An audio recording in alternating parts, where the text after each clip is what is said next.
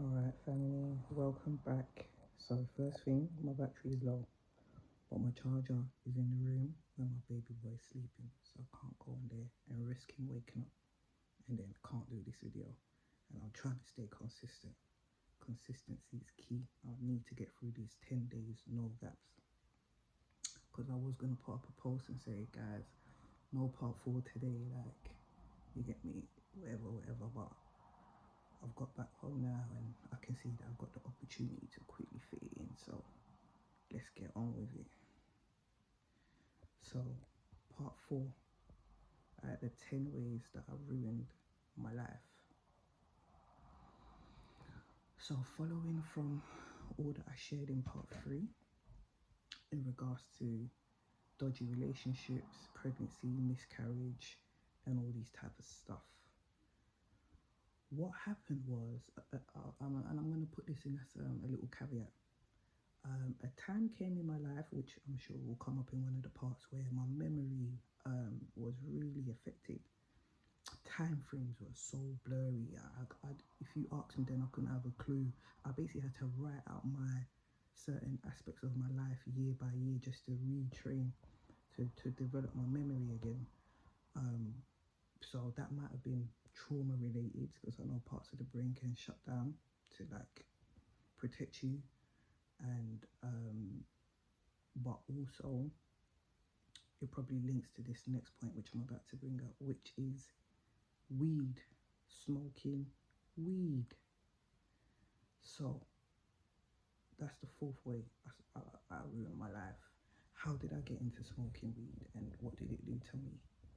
So I can't remember, sorry, this is the point I was saying, I can't remember the time frame between when I had the miscarriage to when I started smoking weed, but all I can remember is one time I got back home on a Sunday from church and the depression of the miscarriage just hit me. I don't want to say it was out of the blue, that's what I'm saying. I'm not sure whether it was a few months after, because a few months after is not after the blue, out of the blue, like you're still kind of going through it all. But it hit me heavy. So I don't know how and why, because I hadn't smoked weed before then. Actually, I do know why, but I'll get into that. But yeah, I don't know why, like, but the idea to smoke weed came to my mind like as a release. But I'm like, when I think about it, I'm like, how did I know that that's what weed was going to do for me when I had never smoked it before? But what happened was I had a bedroom them days, and I know that she said she smoked here there, but not heavy enough that when I was rolling with her, I saw it or smelt it. She never built up a zoot. She never had the paraphernalia with her, like the crusher and nothing like that. So I know she weren't like a hard smoker, but I knew she was more in that world than me, so to speak. And she didn't live far from me. And me and her were bedroom. She didn't live that far, to the point that, you know, nowadays you might phone your bedroom and say, yo, I'm coming through. Like, it wasn't like that. I'll just get up, get dressed and go to her house. She was that close, not the door. If she's in, she's in. If she's not, her mum will be like, no, she ain't in. So I went, knocked her door, she was in. And I was like, yo, and I told her what I was thinking. I was like, can you like sort of line me up with something? She was like, oh yeah, maybe, you know, whatever, boom, boom, boom. So I'm not blaming her, but obviously that's a link to dodgy relationships in regards to friendships. Obviously, I told you I'll talk about the friendship one, so that's just a little glimpse into that aspect. But you know what they say in it, any friend, family, anybody you know that basically kind of encourages you into taking drugs, basically doesn't really care for you like that. You know, if you've been doing it already and they've got a bit and they're sharing it with you, then that is what it is. And I won't judge them as harshly, but if you're a beginner, you don't have no clue, and they're in the game and they don't really tell you, yo, like, you can do it if you want, but just mind yourself, then mind them. So anyway, so yeah, she didn't necessarily, whatever, I'm not blaming her, trust me, I'm not blaming her. So I can't even remember if that was a success. I can't, like I said, memory is a little bit fried, so I can't remember whether the mission was accomplished and she got me a ting or whatever.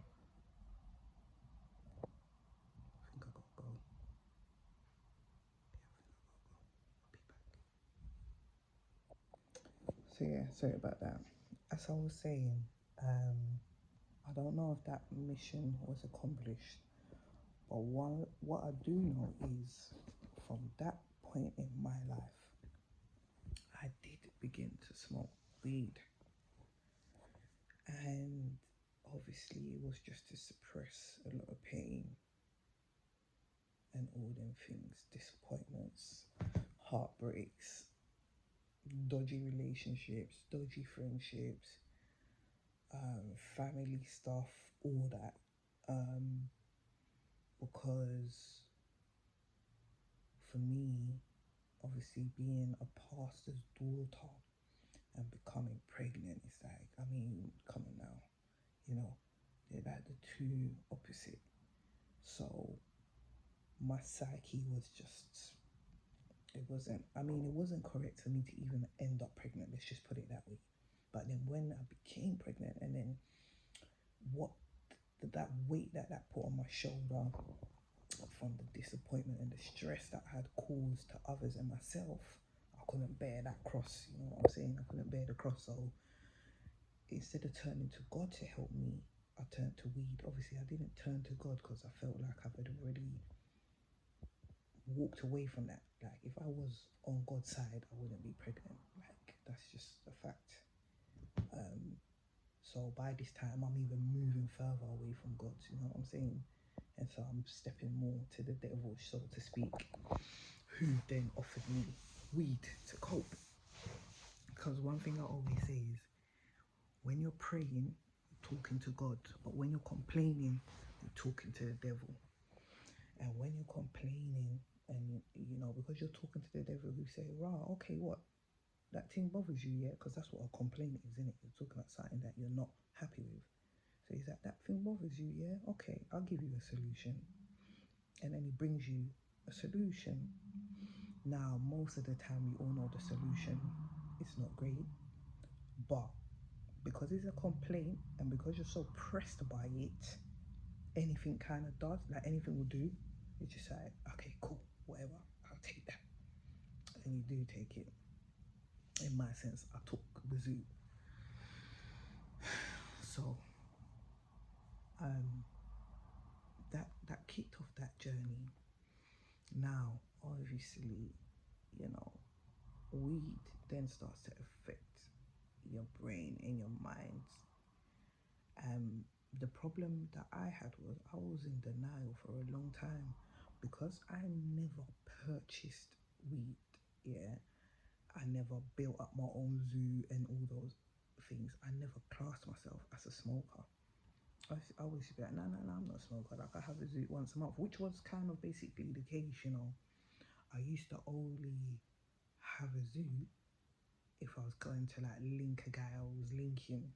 So that's another thing. Like a lot of people who have like emotional issues, they struggle to be intimate, so they gotta get high before like they can be intimate with someone, which that's another thing over there. But that was my thing, you know what I'm saying? So which then I guess hindered my development in regards to relationships, because I never had to work on them or develop them. I just used to get high and then yeah, cool, I'll escape. So yeah, man. So I never considered myself as a smoker, and that was dangerous. When you lie to yourself, that's when the danger begins. If I said to myself, yo, Bex, this year alone, you've had about 4 or 5 zoots, you know, you need to, what are you on? But I didn't. I was like, nah, I'm not a smoker. I'm not a smoker. I said I'm not a smoker for 10 years. I used to say I'm not a smoker for 10 years. Literally. It's only a few years ago where I was like, I'm a smoker. Like, I'm a smoker. Like, I would look at myself in the mirror and be like, I'm not looking good, man. Look at my skin, look at my eyes. It was my lips. My lips started getting a bit, I was like, yo, I was skinny. Like, I lost a lot of weight. No matter what I do, I wasn't really gaining weight because obviously I'm smoking and I'm stressed that you can't really gain and maintain weight like that. So I was quite skinny, and it took me a long time in absolute denial, just complete absolute denial about my situation, you know. So, how long are we now? Alright, cool. So, yeah, man, how weed fried my brain. So, memory, denial affected my intimate relationships, and it eventually led me into isolation. A point came in my life where it's like, and a couple of like my people then will tell you, they'll be like, yeah, Bex, 1 minute she's there, next minute she's gone. I was like that, and then the next minute I'll pop up, be like, yo, what you not saying? They're like, yeah, I'm like, yeah, I'm in the ends. Let's link. They'll be like, yo, and because they ain't seen me in a long time, they'll be like, yeah, yeah, come see me. Then I'll be around. I'll come around regularly for like a few months, maybe 6 months at most, and then boom, I'll be gone. I'll be gone. Like they won't see me again for a year. Obviously, we might have a little 2-2 text or something, but I'm gone. So I isolate myself. I'll be indoors. I won't really work. I might do a little 2-2, make some money here, there, but I'll be indoors. Didn't want to really leave my yard. Like, don't really want to go to events. Don't want to mix with people. Just want to be alone. Like, the thought of mixing with people will give me like will make me, yeah, I won't be feeling good. I will not be feeling good. I basically won't go. Or if I went, oh boy, if I went, yeah, and I get back home. When I get back home, that's it. I'm finished. I'm finished. I'll be thinking bare things. I'll be like, yo, should I have said this? Should I have said that? Did it? Bare thoughts, and that would harass me for like a week, stressing out from one event. So after a while, I was like, no, I can't do this anymore. I'm not going nowhere because the repercussions are too much. Mixing with people, my social anxiety was high. My agoraphobia was high. Agoraphobia, fear of going outside. So sometimes I wasn't going outside to mix with people. Let's say I just need to go out to go to the shop or do something. It ain't happening. I'm not leaving my yard. Like, I don't want to go outside. Fear, do you get me? Just fear of the world, fear of everything external, like trust issues. Yes, and obviously weed makes that worse, but weed, it kind of exemplifies whatever is already in your soul, and that's why you got to be careful with those type of things. I always say where you start is where you finish. So like, my reason for smoking weed was because of this pain that I had in my heart. So obviously the weed will help me cope and soothe, but it would always bring me right back around to it. You see it, there's no way out. The only way to it is through it. That's just something I've been caught. When I heard that line, I used that to get me to just keep moving, keep moving, keep moving. So with the weed thing, I can go deeper. I can give like specific stories about how it affected my life and all these type of things, but it'll be long, so I'll wrap up on maybe two. I'll give you 2 pointers about that. Yeah. So this is gonna link into dodgy relationships. Yeah, I told you that I can't go through all of them, so I'll spread them out. So I'm gonna talk about one of the relationships now in regards to weed. So when I was young, I was about 18. Yeah, I met this gentleman. Okay, and he, at that time, I remember, I think he was 41 or 42, something like that. Big man. He already had like 3 children, no, 4 children, I believe, like grown, whatever. Some were my age, some were older, one was younger. And he took an interest in me, which I was very stupid to jump on that wagon, because prior to that, I used to see him around my area, and this guy used to screw me. Like, I used to be like, raw, this guy must hate me. Like, what have I done? That? And I used to be scared of him. Like, but then, stupidly, one day we must have bumped into each other on the train or the bus. And he was like, yo, being extra friendly. And I didn't think nothing of it. I thought, oh, okay, actually, he's not a bad guy. He's actually a cool guy. I started talking to him like an idiot, 18-year-old girl, innit? And then, obviously, that developed into other things. Now, this guy, when he was younger, he was basically like a jailbird, was doing big big birds in jail, and I think he went jail about 6 times, maybe more. I don't know, but you're getting a glimpse of what this kind of guy, what kind of guy he is. So, cutting a long story short, one time we went out to Nando's. I think it was for his birthday, and I was like, oh, let me take you to Nando's. Yeah, 18-year-old girl taking a 42-year-old man for his birthday to Nando's. Yeah, this is what happens when you think you're. I tell you, that's what does the Bible say? The beginning of a downfall is pride. Just chill at your age. And one thing I say is, the moment things start going wrong, yeah, they start going wrong when you start to think that you're special. You're not special. I'm not saying that you're not unique. I'm not saying that you're not worthy. I'm saying you're not special. Okay? So, I'm in Nando's. Now, they've brought the food, put it on the table. I'm hungry, so I'm up getting ready to gobble the food. But my man's like, no, you gotta take the food from that plate, put it on the empty separate plate they've given you, and eat from that. And there's me thinking he was just being suggestive, yeah? So I was like, oh, no, I'm cool. Continue eating the food. He flipped out on me. To the extent, drapes me up, knocked my Fanta over. My Fanta had no ice in it, bro. I was ready to whack that back after eating my chicken. Knocked my Fanta, drapes me, and then put a knife to me. Couldn't believe it. I was like, when I saw that knife, I was like, this cannot be happening, fam. This cannot be happening. Definitely not in Nando's. Definitely not in Nando's. So the people next to us were like, you get me? I don't know what happened. I don't know whether they did something, but one of the workers then popped up. Oh, is everything alright? And obviously I was like, everything's okay. But I mean, like, come on. If everything was alright, would you be coming? Because they weren't coming like, oh, is your food alright? They were coming like, yo, we can see there's an issue here.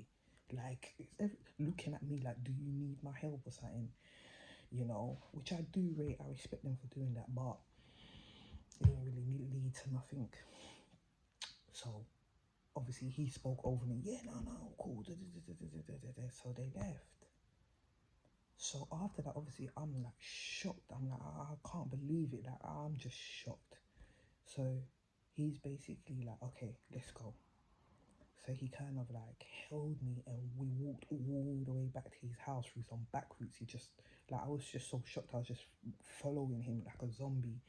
And I'm in my head thinking, oh my God, this guy's going to take me back to his house. Like, what is going to become of me? Like, I was frightened. Get to his house. I sit down. I'm just like this. And then he's moving wild. He's like, I forgot what he tried to say, but obviously he's trying to pattern it now. But something that stood out to me, which was so weird, I think he put socks on my feet. He was like, oh, is your feet cold? Then he went and got socks and put them on my feet, lifted up my feet and put socks on my feet, something like that. And I was like, and I just knew, I was just like, God, if I get out of this house, I will never come back. I just need to get through that door. I need to get out of this house. But I knew I couldn't move fast. I couldn't do nothing dodgy. I knew I had to relax, like, or this guy was gonna finish me. So once he calmed down and I acted like we were friends and we were cool, he released me, and then boom,